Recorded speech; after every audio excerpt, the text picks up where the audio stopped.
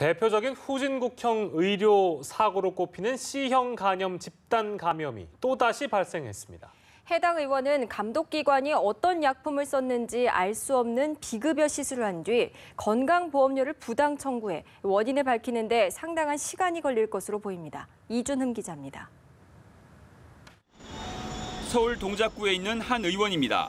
지난 2월 한 환자가 이곳에서 진료를 받은 뒤 C형 간염에 걸렸다며 주사기 재사용이 의심된다고 보건당국에 신고했습니다. 현장 조사 결과 지난 10년 동안 이 병원을 이용한 환자 가운데 508명이 C형 간염을 앓았거나 현재 치료 중이었습니다.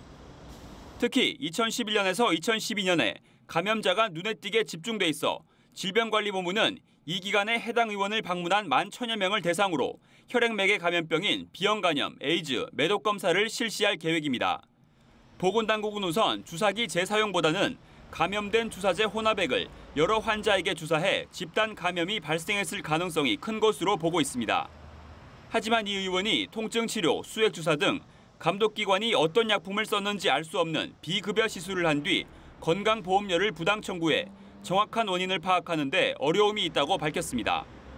이 부분들이 청구를 한 부분들이 약간 비보험 청구를 부당 청구를 하셨지 않습니까? 그러니까 결국은 이걸 분석을 하더라도 사실 이 데이터가 그렇게 그 위험성이나 연관성을 보이지 않았고요. 감소 추세라고는 하지만 환자가 집중됐던 2012년 이후에도 평균 이상의 환자가 꾸준히 발생했다는 점에서 정부가 영업정지 등 사전 대응을 하지 않아 추가 피해가 발생했다는 지적도 나오고 있습니다. 지난해 서울 다나 의원과 올 초 한양 정형외과 의원에서도 모두 합쳐 306명이 일회용 주사기 재사용으로 C형 간염에 감염되는 등 후진국형 의료 사고가 계속되고 있습니다. 연합뉴스 TV 이준흠입니다.